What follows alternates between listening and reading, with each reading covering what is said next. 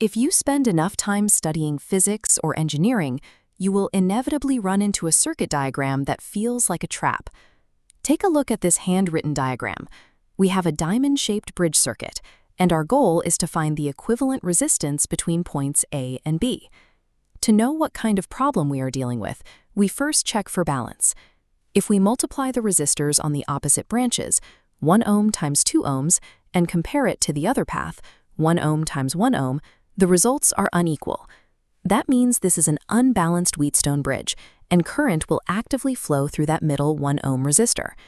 Because of that flow, we cannot simply ignore that center path. So let's walk through the traditional, heavily mathematical way to solve this exact circuit, and then I will show you a geometrical shortcut that saves you pages of algebra. Correctly diagnosing your circuit as an unbalanced bridge is the critical first step before you decide how much math you want to do today. The standard approach taught in most classrooms relies on Kirchhoff's voltage and current laws, often called KVL and KCL. This top left diagram shows the first required step for that method, assigning distinct loop currents. Here, we map out 3 separate currents, I, I1, and IG, to set up our mathematical baseline. From there, you must write out 3 simultaneous equations. Finding the answer requires navigating this entire wall of algebra, substituting variables back and forth over multiple lines just to isolate the current. If you grind through every algebraic step perfectly, you eventually arrive at this final calculation, an equivalent resistance of 13 over 11 ohms. Kirchhoff's laws are mathematically precise. But when you are staring down 3 equations and tracking multiple negative signs under the pressure of an exam, it is incredibly easy to make one small mistake that ruins an entire page of work. Fortunately, there is a specialized shortcut for untangling stubborn nodes like this, the star-delta theorem. As we see in this conversion diagram, this theorem allows us to take 3 resistors arranged in a closed triangle, or delta shape, and mathematically transform them into a Y-shaped star configuration branching out from a single center point. We determine the values of our new star using the specific formula shown here. To find the new resistance for branch A, we multiply original resistor 1 and resistor 3 and divide that product by the sum of all 3 original resistors. The general rule of thumb is highly practical.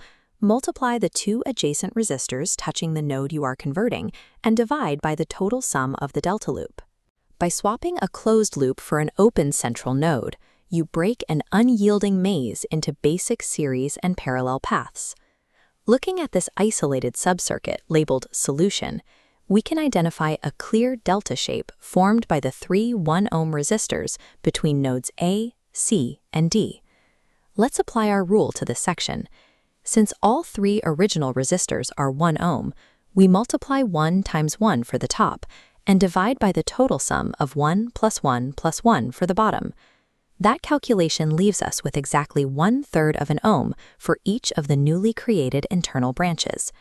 We can now completely erase the original triangle of resistors from our diagram and graft this new Y shape right into the space they left behind. The moment we do that, the intimidating shape of the unbalanced bridge is neutralized. We are left with a standard linear layout. This animated diagram shows our newly transformed circuit. Notice how the current now flows cleanly through straightforward series pathways on both the top right branch and the bottom right branch. We simply add those values together.